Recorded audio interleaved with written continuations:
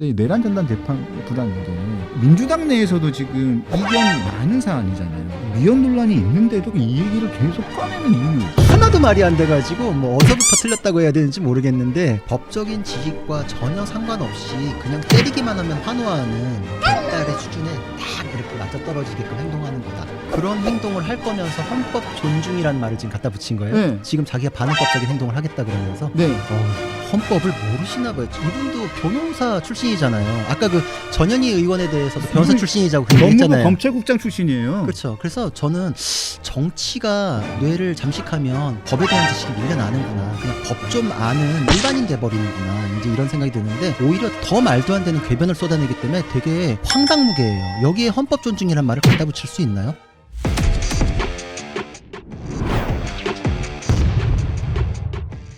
장동욱 대표하고 조국 신임 대표하고 토론회 하기로 했는데 네. 그거 어떻게 생각하십니까? 지금 윤희석 대표는 이거 뭐 누가 보겠냐, 별로 이렇게 큰 흥미가 없을 것 같다, 큰 파괴력도 없고 뭐 별로 재미 없을 것 같다라고 얘기하시는데 구 변호사 생각은 어떠세요?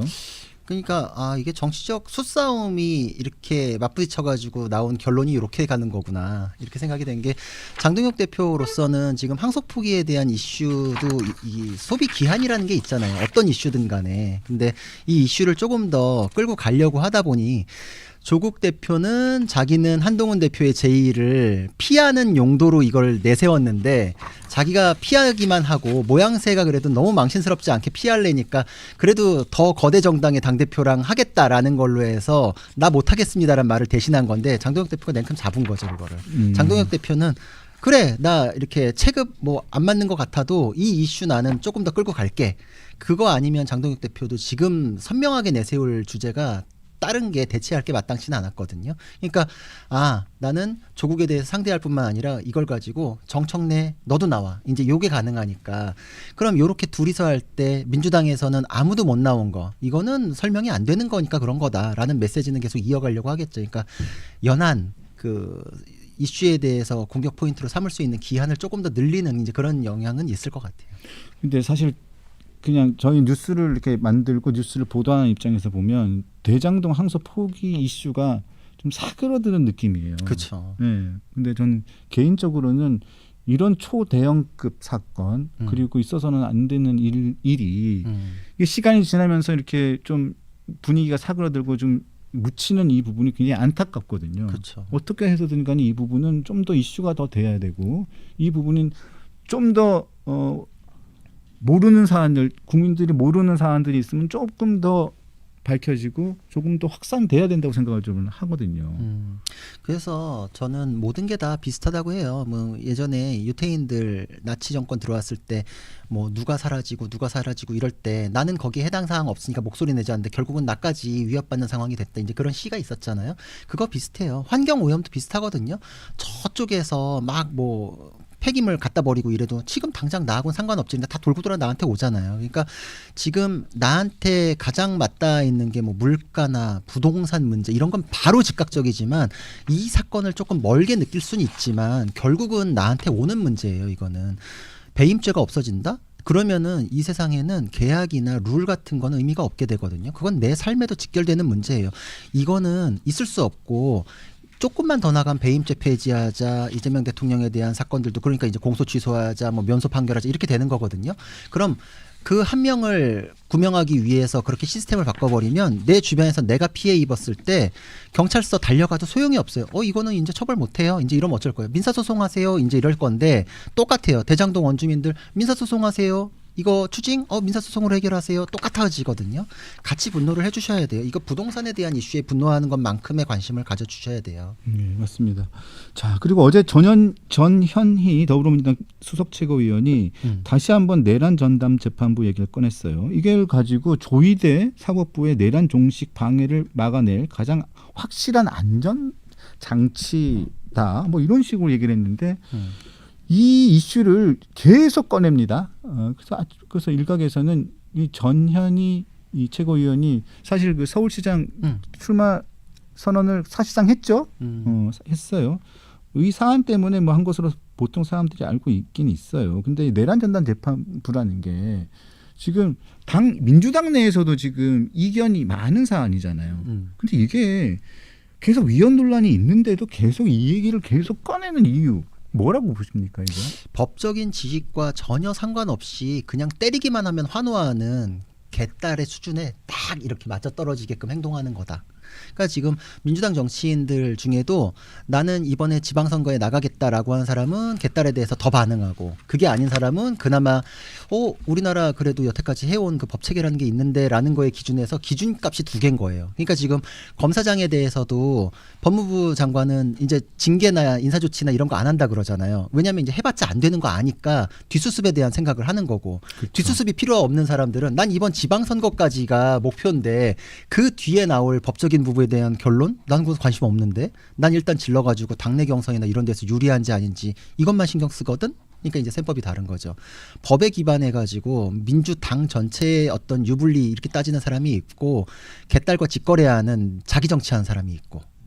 근데 내란 전담 재판부 아까 전에도 말씀드렸지만 1심 때는 그냥 일반 재판부가 하고 항소심부터 내란 전담 재판부를 도입하겠다. 이게 법리적으로는 말이 됩니까? 뭐 어디서부터 말이 안 된다고 얘기해야 될까요? 그냥 뭐하러 3번 해요 그럴 것 같으면. 3번은 왜 해? 그 시스템은 뭐하러 유지를 해요? 뭐 하나도 말이 안 돼가지고 뭐 어디서부터 틀렸다고 해야 되는지 모르겠는데, 그냥 말도 꺼내지 않았으면 좋겠다 이제는 그런 거에 대해서. 그거에 대해서 이 말을 꺼낼 때 개딸은 저거에도 반응하나? 개딸 수준은 이건가? 이런 생각밖에 안 들거든요. 저는 그렇게 생각이 드니까 저기서 2심 3심 얘기하는 것도 부끄럽다. 아니 그렇게 바꿔가지고 하면 2심 3심이 무슨 의미예요? 다 위헌인데.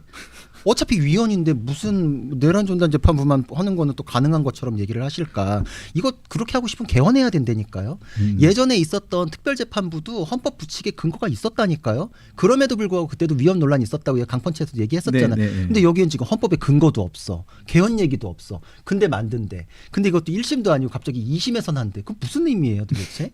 그 1심 지금 못 믿어서 2심이 필요할 것 같으면 지금부터도 못 믿겠다 뭐 이러든지, 지금 뭐 원하는 결론이 안 나올 것 같아가지고 뭐 대비책으로 얘기하는 것 자체가 이분들은 이 헌법 위에 올라서 있구나. 지금 방금 전에 제가 신통방통했잖아요. 거기서 북한에서 어떤 사업가가 가격도 비싸게 받고 오만하다는 이유로 공개 처형을 했대요. 뭐라고요? 공개 처형을 했대요. 진짜로 그 기사가 나왔어요. 근데 그거에 대해서 조응천 의원이 옆에 계셨거든요. 조응천 의원이 그 얘기를 하시더라고요. 공산주의의 시스템은 당이 사법 시스템이나 이런 거보다 국가 위에 올라가서 공산당이 국가를 영도하는 시스템이지 않냐. 그래서 이런 일이 벌어지는 거다. 그래서 이재명 정부의 지금 현재 상황도 굉장히 우려스럽다니까 다 사회자가 개인 의견으로 하겠다 놀래가지고. 근데 저는 똑같은 문제의식을 갖고 있거든요.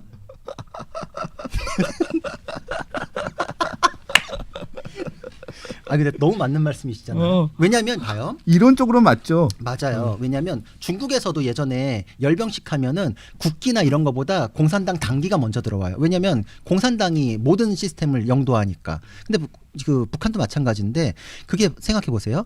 누군가가 막 벌떼처럼 들고 일어나서 쟤 오만하다, 부정축제했다라고 해도 법적으로 틀리면 처벌 못하는 게 맞잖아요. 사법 시스템은 그건데, 당이 올라서 가지고서 인민의 마음을 상처를 입고 국가에 대해서 뭐 이렇게 해?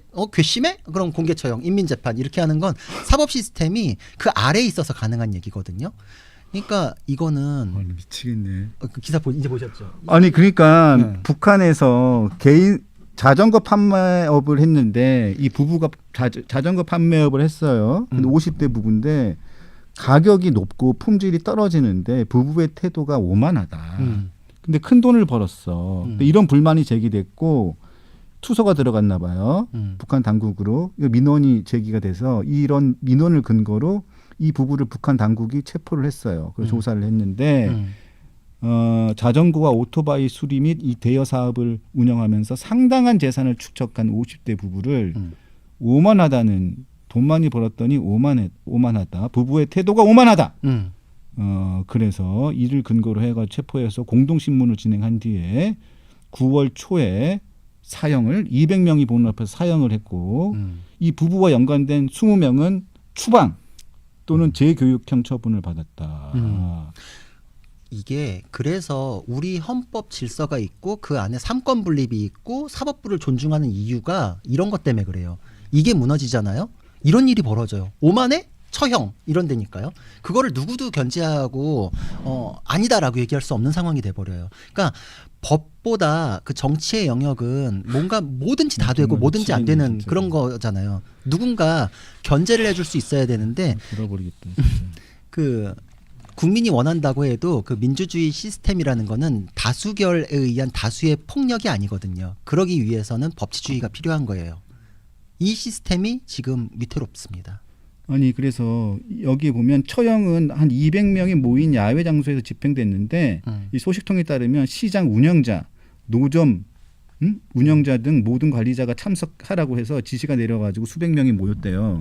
근데 어린아이를 맡길 곳이 없어서 데려온 부모도 있었고 길을 지나가다가 그냥 중학생도 이 처형 장면을 다 목격했다고 합니다. 저 그것도 놀랐어요. 우리나라는 흡연 장면만 나와도 제재 먹고 모자이크 처리하잖아요. 근데 여기는 처형하는 걸 보게 해. 무섭잖아요. 그래서 다수의 광기라는 게 법과 원칙에 의해서 통제를 받아야 되는 거. 그게 삼권 분립과 사법부의 독립이다. 그렇기 때문에 우리 자연스럽게 1인 1표제에 대해서 한번 얘기해 볼까요? 아니 그 전에 하나만 예. 이재명 정부가 예. 지금 공무원 75만 명 대상으로 내란 참여 협조 여부를 조사하려고 구성을 한 게 있죠. 네. 헌법 존중 정부 혁신 TF 이게 지금 21일부터 본격 가동을 해가지고 벌써부터 지금 진행하고 있어요. 네. 그래서 지금 제보 받고 있고 하고 있죠. 그래서 지금 구성된 TF가 전체 인원만 550명이에요. 550명인데 제가 이거 관련해 가지고 말씀 하나 드릴 게 있는데 자, 헌법 존중 정부 혁신 태스크포스의 비판이 막 나오다 보니까 박균택 의원이라고 있어요. 민주당에. 이재명 대통령 변호사 출신인데 대장동 변호사 출신이죠. 그래 가지고 기자가 물어봤나 봐요. 내란 동조의 기준이 무엇입니까? 라고 물어봤더니 이 박균택 의원이 뭐라고 했냐면 예컨대 윤석열에게 안 좋은 상황이 전개될 때마다 걱정하는 언행으로 부하들의 지탄을 받았던 공직자가 있다. 그런 공직자한테는 증거가 없으면 징계는 못하더라도 상당한 소명이 이루어진 경우라면 인사상 불이익을 줘야 하는 것 아니겠나라고 말했어요. 이렇게 말했어요. 그러니까 결국은 뭐냐면 이런 거예요.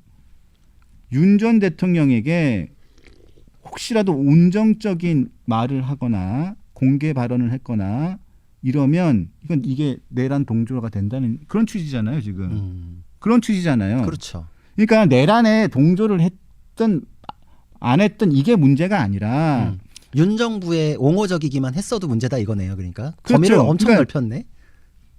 윤석열 전 대통령이 구속이 되거나 윤 대통령이 체포가 되거나 막 이런 상황이 있었을 거 아니에요. 그때 안 됐다. 뭐 꼭 저렇게 구속까지 할 만한 일이었나? 예를 들은 겁니다. 야 저렇게까지 체포를 해야 되나 대통령을? 그럼 대통령을 그냥 저렇게 구속까지 시켜야 되나? 그냥 재판을 해가지고 그 다음에 재판 결과에 따라 구속시키면 안 되나? 이런 말을 한 사람은 이렇게 말을 했던 사람들은 이게 내란 동조가 된다는 얘기예요. 내란 동조라든가 뭐 이렇게 그러니까 내란 동조는 아니지만 인사상 불이익을 줘야 된다는 얘기인 거예요. 이게 이거랑 다른 게 뭐 있습니까? 그런 행동을 할 거면서 헌법 존중이란 말을 지금 갖다 붙인 거예요. 네. 지금 자기가 반헌법적인 행동을 하겠다 그러면서 네. 헌법을 모르시나 봐요. 이분도 변호사 출신이잖아요. 아까 그 전현희 의원에 대해서도 변호사 출신이라고 법무부 얘기했잖아요. 검찰국장 출신이에요. 그렇죠. 그래서 저는 정치가 뇌를 잠식하면 법에 대한 지식이 밀려나는구나. 그냥 법 좀 아는 일반인 돼버리는구나. 이제 이런 생각이 드는데 오히려 더 말도 안 되는 궤변을 쏟아내기 때문에 되게 황당무계예요. 여기에 헌법 존중이란 말을 갖다 붙일 수 있나요? 우리나라에서 형사상의 절차에 가장 엄격함을 부여해야 되는데 거기에 준하는 게 징계 절차거든요. 거기에는 적법 절차 원칙과 방어권이 같이 보장돼야 돼요. 근데 징계에 이르지는 못할지라도 인사상의 불이익 조치 그게 징계거든요. 지금 이런 불이익 조치를 지금 이런 식으로 한다. 소명으로 불이익 조치를 한다. 이거는 지금 이제 우리나라 법 체계하고도 안 맞는 거를 자기들이 그 요술방망이로 아까 얘기한 것은 그 사법부나 이런 절차 위에 그냥 민주당이 원하는 거 그게 올라가는 거예요 지금. 그리고 여기에 대해서도 하나도 이 법에 맞지 않는 게 반헌법적이에요. 뭐 핸드폰 내놔라. 핸드폰을 어떻게 그럼 압수수색 영장을 받아야 될 거 아니에요. 근데 지금 특검에서 그런 거 못 하잖아요. 나온 거 없잖아요. 그러니까 특검 가지고는 한계가 있대. 그러니까 특검은 이제 써먹고 지금 보니까 시원찮고 그러니까 이제 내가 직접 나서야겠다라고 하는데 이게 더 무서운 거예요. 수사기관 통해 가지고 법원 영장 받아 가지고 하는 것도 안 되는 상황을 너 내놔봐. 그렇죠. 안 내놔? 내놔봐. 너 그럼 인사상 불이익 조치. 이 강제력이 따라간 순간 그건 위헌이거든요. 이거 하면 안 돼요. 그거를 지금 할 수 있는 법적 근거에 대해서 대답 못 했잖아요. 법적으로 무슨 근거입니까? 그랬더니 법적인 근거는 모르겠고 뭐 이런 식으로 지금 답변하고 있는데 그걸 어떻게 진행을 합니까? 그리고 기껏 갖다 붙일 수 있는 건 행정조사 뭐 요 정도 영역인데 건이 있어야지. 뭐가 의혹이 있고 문제가 있어서 이거에 대해서 조사합시다 이렇게 가야 되는데 일단 내놔봐. 거기에 걸린 거 나오면 니네는 인사상 조치. 그렇죠. 그러니까 털어보겠다는 거잖아요. 이건 속가내기용이죠. 안 내면 너 뭐가 있구나. 그렇지. 너 뭐가 있는 모양인데. 너 안 내는 거 보니까 너 혹시 뭐가 있구나. 너 인사상 불이익을 줄 수밖에 없어. 그러니까 내. 이렇게 또 압박을 하는 거죠. 안 내? 너 왜 이렇게 오만해? 그러니까 아까 그 북한 사업자처럼. 아니, 그렇게까지는 가지 맙시다. 그렇게는 아닌가요? 그렇게까지는 가지 마요. 아니 근데 공개처형만 아니다 뿐이지 다수의 힘으로 인민재판하는 식이 돼버리잖아요. 서로가 서로에 대해서 고소고발하게 하는 신고하게 만드는 그게 제일 무섭거든요. 근데 이거 충격이네 진짜로. 그렇죠. 자전거 팔아가지고 오만해졌다고? 오만하다. 그 오만하다는 기준이 어디 있는 거예요? 내가 보기에 투서. 아까 박진택 관심법. 의원이 제시했잖아요. 그러네. 내가 보기에 이 투서는 투서. 상당히 뭐 의미가 민원. 있다. 민원이라는 표현을 썼고 여기서는 북한에서는 여기서는 투서.